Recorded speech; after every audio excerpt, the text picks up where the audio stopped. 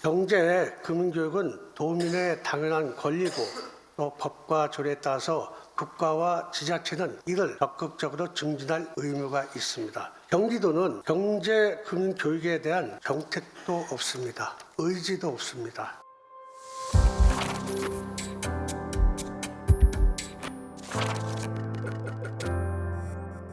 대부업자 준법 교육, 경기행복샵 마케팅 교육, 경기농업대학 운영 지원, 노동자 역량 강화 교육, 이 네 가지 혹시 공통점을 아십니까? 경기도가 2023년도 경제교육 사업으로 추진한 30개 사업 중 일부입니다.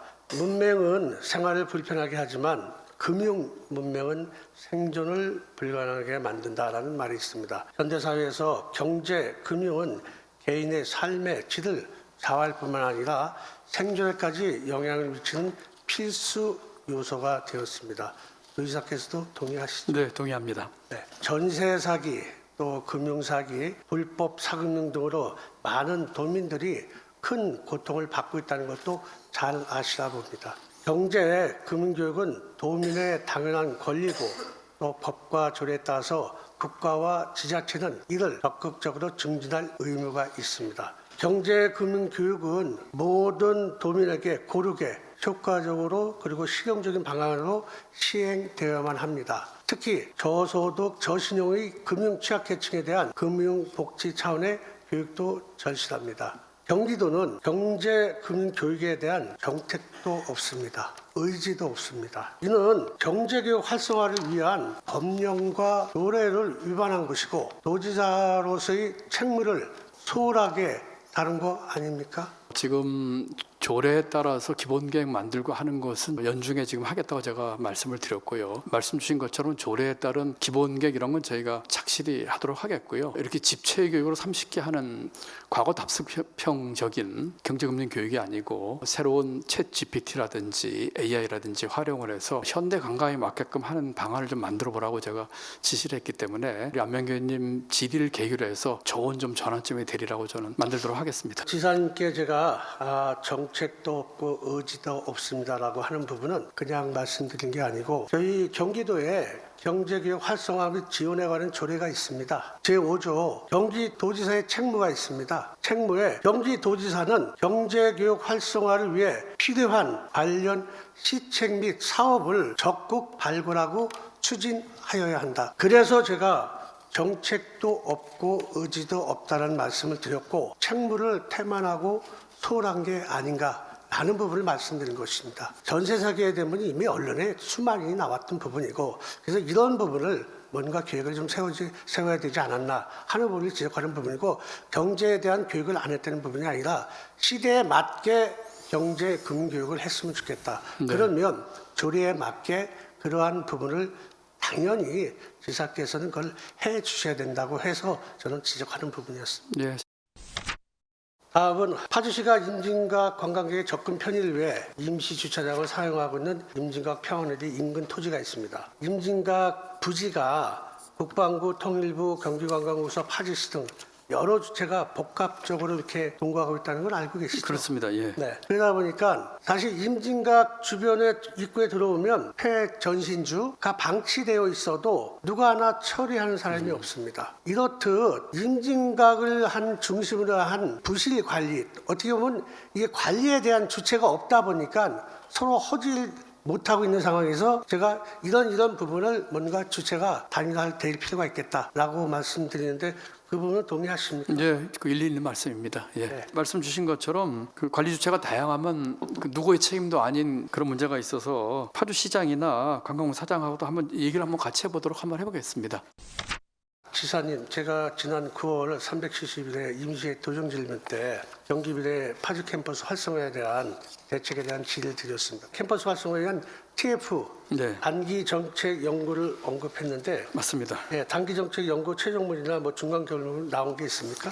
아직 최종 결과는 안 나왔고요. 직접 현장을 방문해서 TF회를 12번 정도 했다고 합니다. 그리고 TF에서 지금 부동산, 관광, 사회적 경제, 교육, 기타에서 한 5개 분야 큰 카테고리로 지금 여러 가지 아이디어가 나와서 그중에 일부는 단기 정책 연구도 하고 있고 아직 최종 보고는 아직 안 나왔습니다. 또 하나 중요한 게 시설물 유지 보수입니다. 파주 캠퍼스가 2006년 4월에 준공해서 지금 체육관, 강의동, 숙소 등 노후화되고 있습니다. 보수를 서둘러야 한다는데 도지사께서 동의하십니까? 시설 연차별 투자 계획도 금년도 포함해서 지금 26년까지 103억 정도 저희가 계획을 잡고 있어서 나름대로 저희가 계획을 세우고 또 조치를 하고 있고 수시 점검과 이 안전 또 이 교육도 좀 강화하고 있다는 말씀을 드립니다.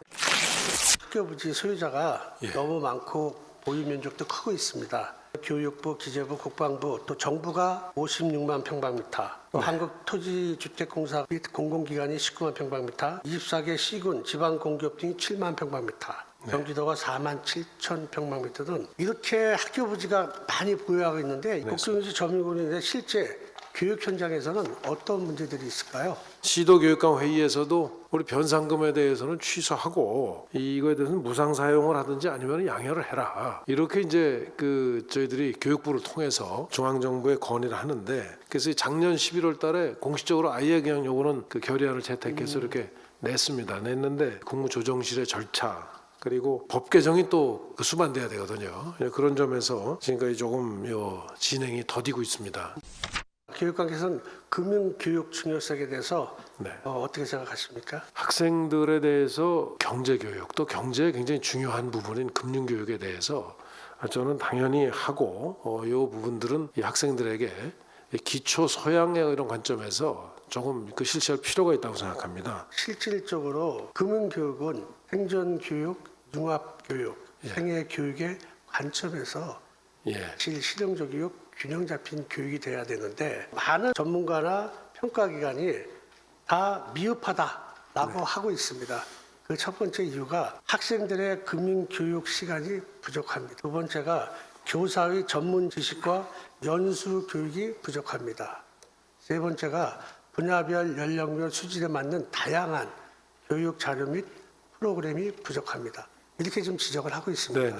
금융교육이 정말 현실적이고 체계적이고 계획적으로 가야 된다고 저는 생각하는데 교육감께서 동의하십니까? 정규 교육 과정에 좀 넣어야 된다는 말씀이신데 이제 진로직업정책과도 결국은 기본 이제 국가 차원에서 실시하는 교육 과정 외에는 진로교육 차원에서 또 이 직업교육 차원에서 저희가 편성을 합니다. 그래서 그렇게 하고 그래서 지금 말씀대로 교육 과정과 연계한 이제 금융교육 활성화하도록 하겠습니다. 그리고 이 교사들에 대해서도 기본적으로 학교에서 이 교과 과정으로 이게 되려면 교사들의 역량 강화가 굉장히 필요합니다. 그래서 교사들에 대해서도 동시에 좀 연수를 하고 그다음에 이제 외부 전문 기관들과의 협력 체제도 좀 강화해서 좀 원활하게 이루어지도록 챙겨 나가겠습니다.